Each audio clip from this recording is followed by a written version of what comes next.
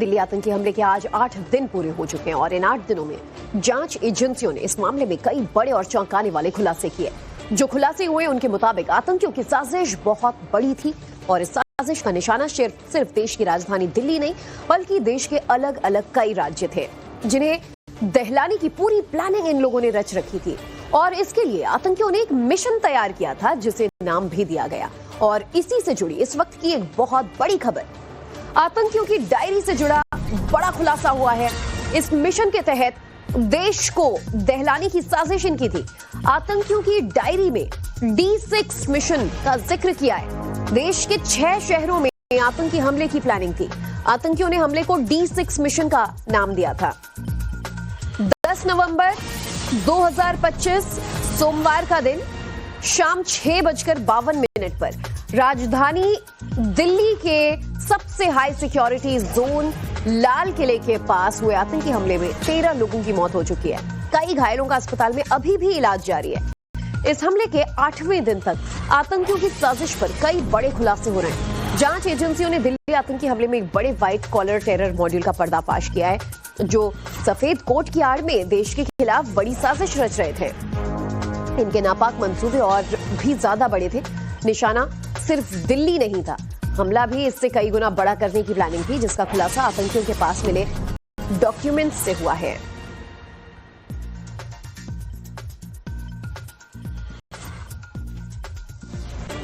तो आतंकियों का ये D6 मिशन क्या था, अब इसकी पूरी जानकारी भी आपको ग्राफिक्स के जरिए बताते हैं। D6 मिशन का लक्ष्य 6 दिसंबर को आतंकी हमला करना था। देश के अलग अलग 6 शहरों में आतंकी हमले की प्लानिंग इन लोगों ने की थी। आतंकी डॉक्टर शाहीन से मिली डिजिटल फाइलें और प्लानिंग नोट्स दस्तावेजों में D6 मिशन नाम के आतंकी हमले की प्लानिंग का बाकायदा जिक्र है।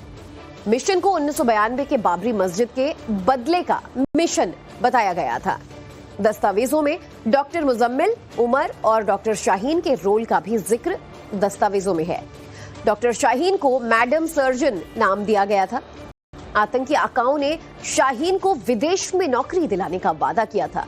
दस्तावेजों में टारगेट, भर्ती, फंडिंग और कम्युनिकेशन के तरीके बाकायदा शामिल हैं।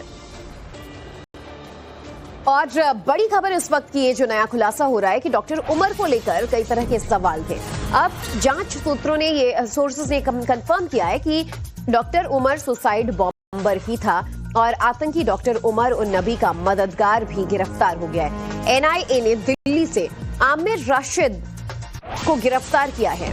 आमिर राशिद अली वो शख्स है जो उमर के साथ मिलकर ब्लास्ट की साजिश रचने में शामिल था और ये कार भी इसी ने उमर को दिलाई थी जिसमें हमले के दिन जिस दिन ब्लास्ट हुआ I-20। तो देखिए, ये बड़ी खबर सामने आ रही है। अब एक और गिरफ्तारी हुई है इस पूरे मामले में। डॉक्टर उमर से जुड़ा हुआ ये शख्स जिसका नाम बताया जा रहा है NIA द्वारा आमिर राशिद अली, इससे दिल्ली से गिरफ्तार किया गया। उमर के साथ मिलकर आमिर ने भी ब्लास्ट की ये साजिश रची थी। तो दिल्ली आतंकी हमले से जुड़ा इस वक्त का बड़ा अपडेट आपको बता दें, उमर का एक और साथी गिरफ्तार हो गया है और तस्वीरों में भी हम आपको दिखा रहे हैं। ये वही शख्स है जिसने ब्लास्ट में मदद किया और ये उमर का साथी था। तो इनके मॉड्यूल में देखिए और किस तरीके से इतने लोग जुड़ते चले जा रहे हैं। इसका एक एक कर जैसे जैसे जांच की कड़ी आगे बढ़ रही है वैसे वैसे खुलासे होते जा रहे हैं। और इस शख्स को, राशिद अली को गिरफ्तार किया गया है जो कि बताया जा रहा है उमर को कार प्रोवाइड करने में मदद कर रहा था। तो जांच एजेंसी NIA ने आतंकी उमर के मददगार पर कई खुलासे किए हैं। अब इसकी भी जानकारी आपको ग्राफिक्स के जरिए बताते हैं। आतंकी हमले की साजिश में आमिर राशिद शामिल था। आतंकी डॉक्टर उमर के साथ मिलकर इसने भी हमले की साजिश रची थी। धमाके की साजिश में इस्तेमाल I-20 कार आमिर राशिद के नाम पर ही खरीदी गई। I-20 कार खरीदने के लिए जम्मू कश्मीर से ये शख्स दिल्ली आया। गाड़ी खरीदने के लिए आमिर राशिद ने अपने डॉक्यूमेंट्स दिए। I-20 कार खरीदने के बाद गाड़ी में विस्फोटक रखा गया। धमाके के लिए गाड़ी का इस्तेमाल IED की तरह किया गया और जम्मू कश्मीर के पंपोर का रहने वाला बताया जा रहा है उमर का ये मददगार राशिद अली। तो जो खबर आ रही है इसे लेकर अब इसे गिरफ्तार कर लिया गया है। सोचिए, बाकायदा ये जम्मू कश्मीर से दिल्ली आया था ये I-20 कार खरीदने के लिए। इधर आतंकी डॉक्टर शाहीन को लेकर भी एक और बड़ा खुलासा खुलासा हो रहा है। डॉक्टर शाहीन तीन पासपोर्ट्स का इस्तेमाल किया करती थी। 3 पासपोर्ट्स के जरिए 3 बार पाकिस्तान भी गई थी वो। और देखिए जैसे जैसे जांच आगे बढ़ रही है, शाहीन के खुलासे तो देश भर को चौंकाते जा रहे हैं। और डॉक्टर शाहीन जो है 3 पासपोर्ट्स जो है हैंडल कर रही थी और इन तीनों पासपोर्ट्स के जरिए वो पाकिस्तान 3 बार गई थी। इन तीनों पासपोर्ट्स में डिटेल्स भी इसके अलग अलग हैं, अभिभावक भी जो है उनका नाम अलग अलग है और एड्रेस भी तीनों पासपोर्ट्स में अलग अलग इसने दर्ज करवाए हैं। ऐसे में सवाल ये उठ रहा है कि जिस तरीके से 3 पासपोर्ट से हैंडल कर रही थी और कहां गई थी, किस तरीके से एक इंटरनेशनल लेवल पर आतंक के इस मॉड्यूल को अंजाम देने में लगी थी। तो चलिए ग्राफिक्स के जरिए आपको आतंकी शाहीन की पासपोर्ट वाली साजिश बताती हूँ। दरअसल अलग अलग पते पर शाहीन ने इन तीनों पासपोर्ट्स को बनवाया। GSVM मेडिकल कॉलेज कानपुर के पते पर पहला पासपोर्ट रजिस्टर्ड है। लखनऊ और फरीदाबाद के पते पर भी पासपोर्ट्स बनवाया। पासपोर्ट में शाहीन के गार्जियन के नाम अलग अलग है। एक में पिता का नाम है, दूसरे में पति और तीसरे में भाई को गार्जियन बनाया। अलग अलग पासपोर्ट से डॉक्टर शाहीन ने 6 बार दूसरे देश की यात्रा की। 2013 में नौकरी छोड़ने से पहले थाईलैंड गई थी। आतंकी शाहीन 2021 से पहले उसका भाई परवेज 3 साल तक मालदीव में था। वहीं शाहीन और परवेज की फॉरेन एक्टिविटी की अब जांच की जा रही है। तो आतंकी उमर पर एक और बड़ा खुलासा हुआ है। साथ ही डॉक्टर्स का ब्रेन वॉश करता था उमर। साथ पढ़ने वाले डॉक्टरों को भी रेडिकलाइज करने की कोशिश में लगा हुआ था। कुछ डॉक्टरों ने आतंकी उमर से टेरर की क्लास भी ली। उमर से टेरर क्लास लेने वाले संदिग्ध डॉक्टरों की तलाश जारी है।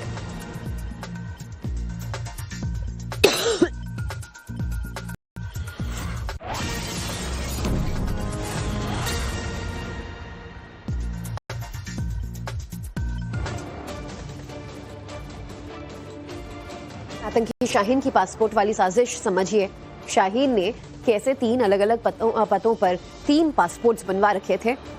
इसकी ये मंशा कोई आज की नहीं, ये सालों पुरानी थी। 2013 में जब इसने कानपुर यूनिवर्सिटी छोड़ा तो उसके बाद बताया जा रहा है कि ये थाईलैंड भी गई थी और फिर इसके बाद 3 पासपोर्ट्स में 3 बार पाकिस्तान गई। निश्चित तौर पर इसके आका पाकिस्तान में बैठे हुए थे और कैसे मसूद अजहर की बहन को वो डायरेक्टली रिपोर्ट किया करती थी, उससे बातचीत किया करती थी। इसका खुलासा तो पहले ही हो चुका है और बताया जा रहा है कि इन पासपोर्ट्स में गार्जियन का नाम भी अलग अलग था। जो सबसे पहला पासपोर्ट है उसमें गार्जियन के नाम में इसके पिता का नाम है, दूसरे में पति का नाम है और तीसरे में जो इसका छोटा भाई है परवेज, उसका नाम शामिल है।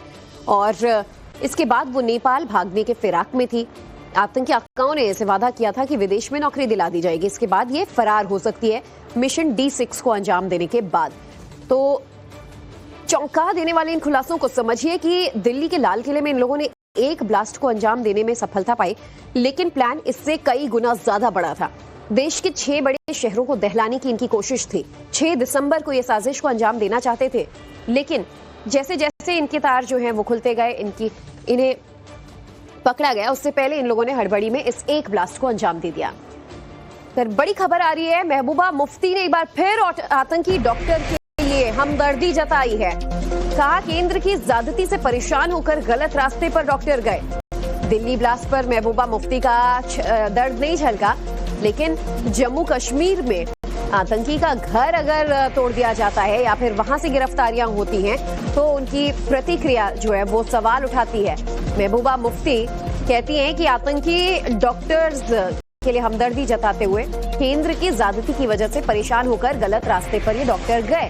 तो ऐसे में क्या वो इसे जायज ठहराती? क्या सवाल तो यही उठते हैं कि महबूबा मुफ्ती आखिर कब तक इस तरीके से इन लोगों के सपोर्ट में बयान देती रहेंगी, क्योंकि दिल्ली में ब्लास्ट हुआ, आतंकियों ने इस कायर हरकत को अंजाम दिया और कई जो मासूम लोग थे वो इसकी चपेट में आए।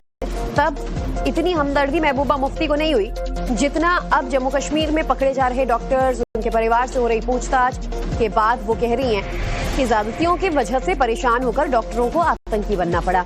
अब आप खुद ही सोचिए कि अगर ऐसे हर कोई परेशान होकर आतंकी बनने लगे, ऐसे हर किसी को वो जायज ठहराने लगे, हर किसी के लिए अपना दर्द छलकाने लगे, तो फिर देश के क्या हालात होंगे।